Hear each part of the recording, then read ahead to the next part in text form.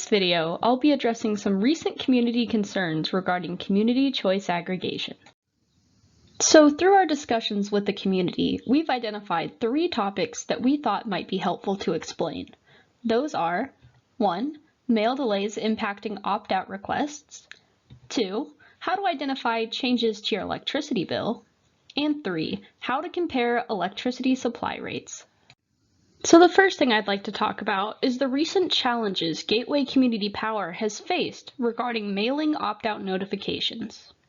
You may already know this, but this past winter, mail services across the country struggled to keep up with demand, as the weather, pandemic, and recent policy changes greatly impacted their ability to operate effectively.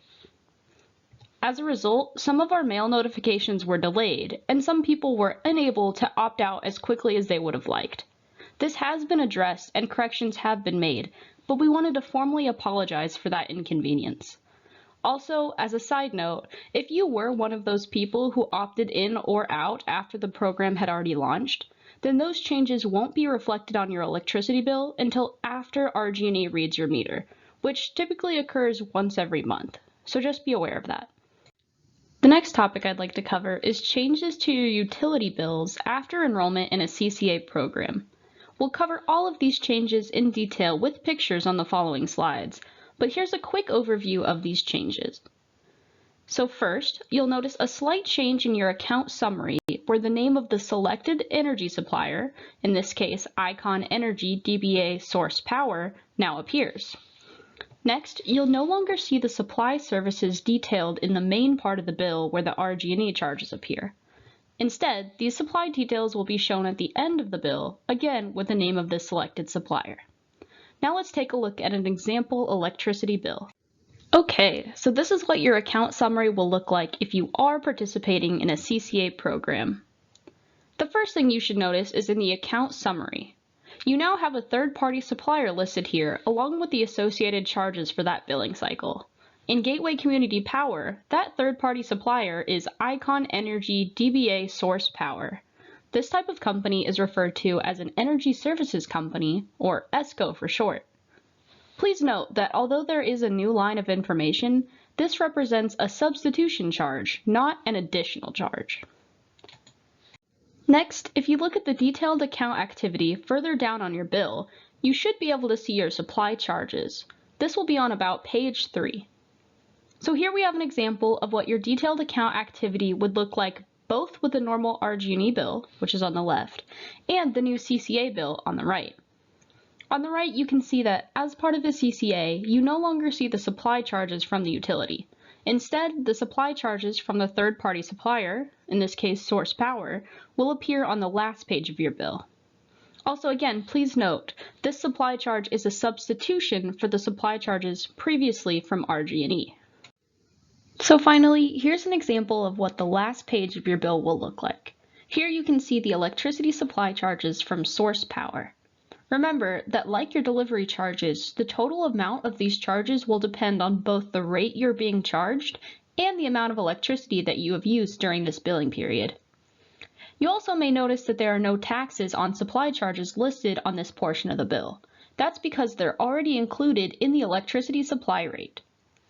But now that we've seen all the changes to your electricity bill, now let's talk about how you can compare the utility supply rate to the CCA rate and see how they compare. So now let's talk a little bit about comparing energy rates. First, the most important thing to understand about electricity rates is that the utilities rates are not fixed and will fluctuate from month to month.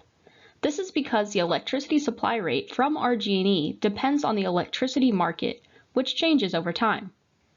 That means that before joining a CCA program, you probably saw your electricity rate from RG&E change each month. The good news is that with the CCA, the rate is fixed, meaning that no matter what, your electricity supply rate with the CCA will always be 0.4292 cents per kilowatt hour for the duration of the supply contract. This does mean that in some months, the RG&E rate may be lower than the CCA rate. However, based on recent market trends, we believe that the utility rates will increase and CCA customers will save more money over time, though that's not a guarantee. I'll also note that the current CCA rates are tenths of a cent different from RG&E rates, So in any one month, you'd expect a mild cost differential of only a couple of dollars one way or the other. Next, it's important to understand the difference between the utilities rates and the CCA rate. While one might be tempted to just look at the RG&E rate on their bill to compare it to the CCA rate, that doesn't actually provide an accurate comparison.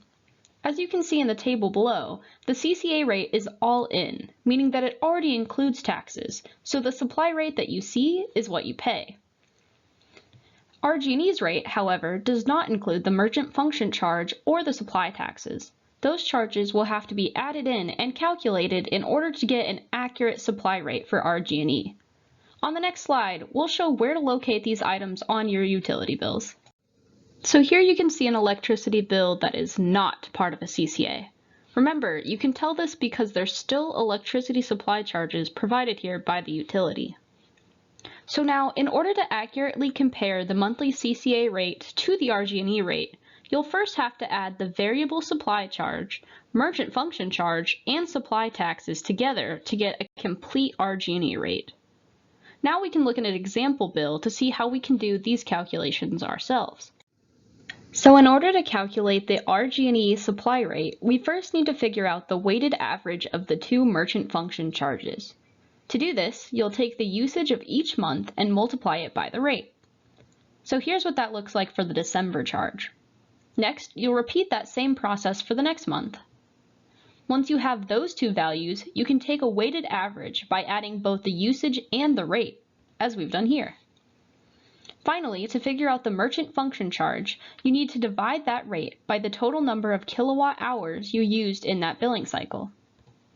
So in this example, you can see that the merchant function charge was $0.003418 per kilowatt hour. Remember that number because we'll continue these calculations in a moment.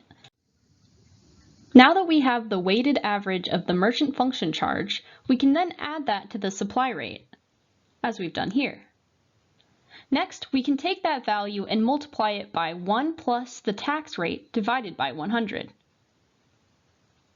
Now we've calculated the RG&E supply rate for this billing period. As you can see, in this example, RG&E supply rate was 4.037 cents per kilowatt hour.